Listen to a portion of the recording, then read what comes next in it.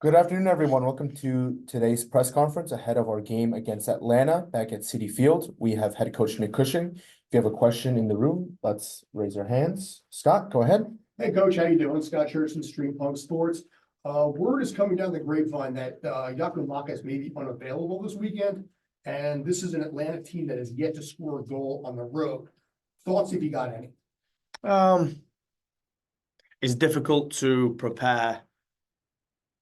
It's difficult to prepare a game based on, guys being in and out because, you never know whether they're going to play. Obviously, we watch the game and we do the analysis and the scouting on the opposition, and we see that, Giacomak has come out the game. But the guys will, the analysis and the scouts they'll do their work. They'll provide a predicted lineup. But I think for us, it's about still, I say all the time, it's about us concentrating on how we become a better team, how we put in a winning performance, how we make sure that we improve the areas we need to. And whichever Atlanta team comes, you say the number 9 won't play, the guy that went and scored 2. So, we just got to make sure we concentrate on the areas we need to be better. We know that every game in this league is difficult. Mohammed? Mohammed with the exchange. People say tough loss, but also tough tie as well in Miami. Any positive things from Miami? Yeah, many. I think, I would be disappointed if there was huge negatives and not so many positives, whether we win, lose, or draw. When we have to analyze and reflect on performance, and another game where we go behind and we get a result. A game where we created, I think we had the biggest chances in the game. We had big chances.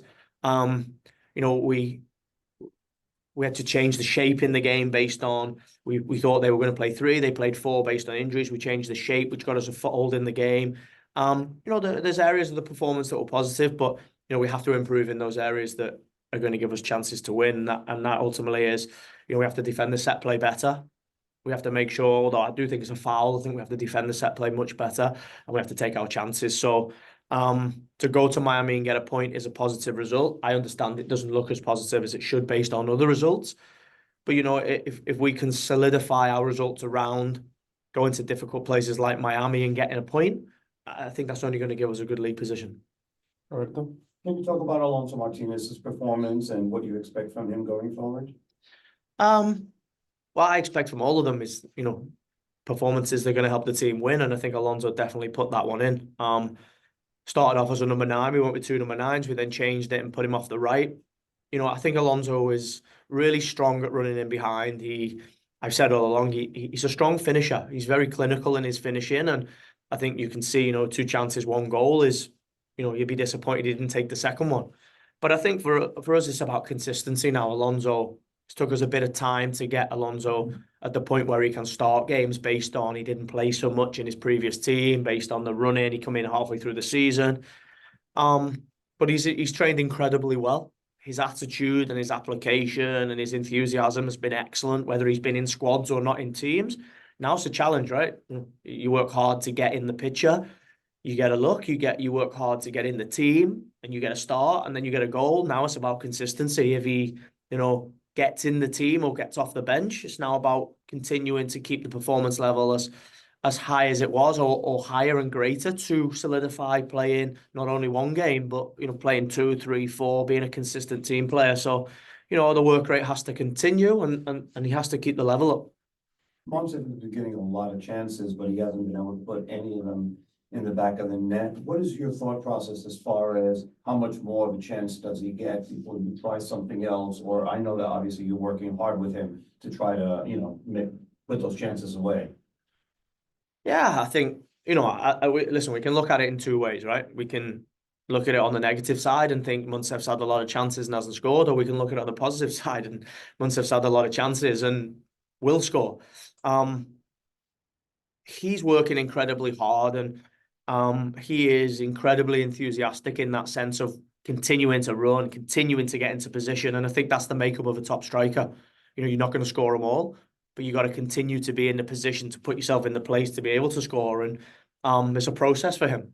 He is working hard. I think he's really worked on his fitness level. You see how dangerous he is at running in behind. And on the press. And if he continues to get into the positions, I'm more than confident that he's going to score goals. And I think this week we do a lot of analysis and a lot of reflection and a lot of looking at how we improve the team. And I remember our old number 9 went through a really dry period in 2021 where he got the golden boot and we won the championship. So like I say, I'm an optimist. I'm going to look at how the players work, how they apply themselves, and what they have to do to improve their performances to improve the team. And Munsef's certainly doing that. Oliver? Hi, Oliver Strand, Hudson River Blue. 6 games, 6 different starting lineups. We also saw this last year. Are you looking to find your strongest starting 11 and have that core team, or are the starting spots always in play? I think as a coach, I said this before, I've answered this question before in the sense of if I reflect on my own tenure as a head coach across all the teams that I've worked with, I've always my default has been form over freshness. When we've got into good periods and had consistent results, I've tended to pick the same team based on form. If you look at my teams in my previous job, we had very settled teams. If you look at the team in 2022 that had consistent results, once we got to the 3-4-3 and we played Maxi Lowe and Nico Acevedo and Kevin and we played with Gabi, Santi, Tales. It was a very, the 3 central defenders, Maxime, Alex Kai and Thiago Martins, Sean Johnson. That team was very settled and performed very consistently. But I think you've also got to look at context. I think last year was very different in the sense of picking the same team because the team transitioned through the season. This year, we haven't been able to get consistent results, so we're trying to find form in players. But also at the same time, we've had injuries to Berg Rieser, we've had a concussion to Kevin O'Toole, we've had an international break. So I think the small sample size of 6 games is difficult to pick that.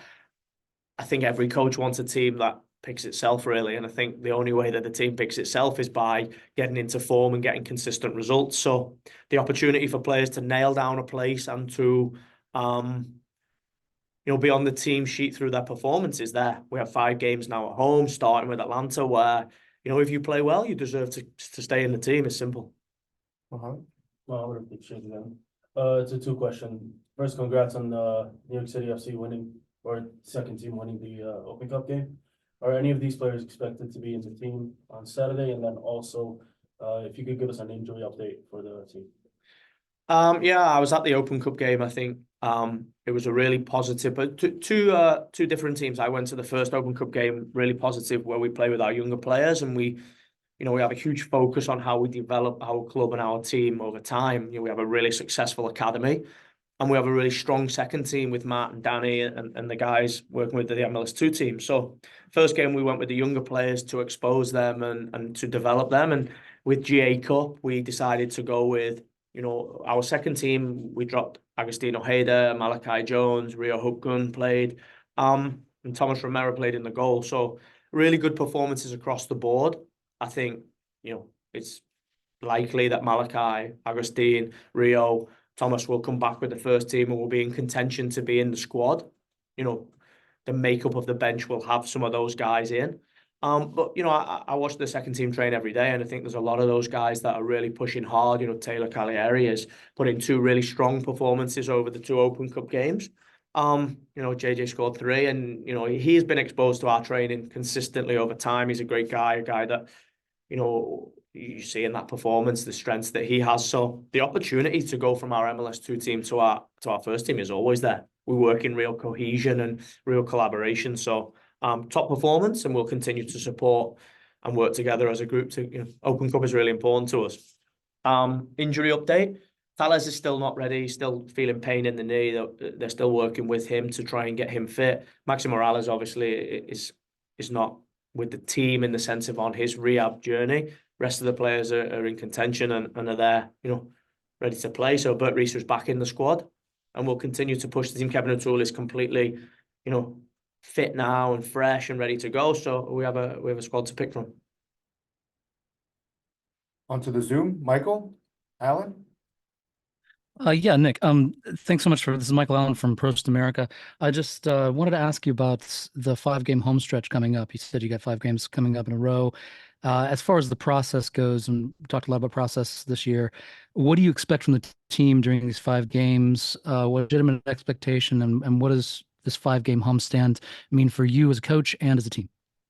I think for me as a coach and team, it's opportunity. We know that home games give you an advantage. Our league, the stats say that home advantage is strong in our league. But I also think it's a little bit dangerous to think of it as a 5-game home stretch because it's one game really. It's Atlanta, and ultimately, if we don't win against Atlanta, it makes the 5 games 4 games, and momentum and confidence and improvements in performance will only come in the Atlanta game. So I think we've got to focus on one game, and after that, then we'll move on to the next game. For us, it's about Atlanta bring us, a threat. They're a strong team. We know Almada. We know, they have a lot of offensive threat in the team. But we know if we play, we've got performances to build on from home. First half of Portland was excellent, but the second half has to improve. And Toronto, many parts in that home game, whether it be coming from 1 goal down, whether it be our pressing moments and our chances created from reactions and counter pressing, or the way that we progress the ball. The goal is a great example, Julian's ball to Kevin. So have to build on those home performances and concentrate on Atlanta, making sure that we can continue adding points to the board, but also building momentum in performance. Javier? Hey, Javier, say boys. Question for you is we've seen the team Matt Freese had a tremendous game, been playing really well, but we haven't seen a clean sheet yet. What's that last step you think needs to happen so that you can accomplish that clean sheet? We have to concentrate better. We have to reflect on why we got so many in the back half of last year, in the sense of, open play, not conceding goals, fixing the set play, making sure that we defend our box well, making sure that we don't give moments in counter-attack. It's all about work, right? It's all about the processes. If we continue to work and reflect on how we improve our team and in moments, then we'll add clean sheets. Of course, we have to keep clean sheets. This is going to give us the best chance of winning football games. Final one, we'll go with Michael and Dur. Hey, Nick, Mike Andrew from Blue City Radio. Thanks for the time. Wanted to ask you a question about your style as it relates to development. You've talked about the process, and it sounds, based on your answers today, you focus on what players are doing well, and that's a great attribute to have as a leader. But when it comes to actually having to work on players getting better, are you focusing on 1 or 2 specific areas of their game, or are you giving them a full plan of things that they want to work on that might be more comprehensive? No, I think you have to focus on what is going to get them to a performance level, and what is going to get them adding value to the team quickly. What is going to give them the best opportunity to play? What is going to get them in the team quickly and add, a real give the benefit to the team? What is going to improve people? And I think, if you go across the board and try and improve everything, you're not going to improve anything quickly. It's about understanding what almost is the super strength of the individual and try and really push that whilst trying to plug that hole in the boat that's going to almost sink it. If I look at Julian Fernandez, for example, really good 1v1 dribbler, goals and assists are what's going to, take us to a better league position and push him to becoming a better team. How we do that is we break his game down and we build him back up. And I think, we're doing that across the board with all of our players. The likes of Michi Ilinic and those guys, there's areas of the games they got to improve. And like I say, if you try and focus on everything, you're not going to improve anything quickly. Great. Thank you, everyone.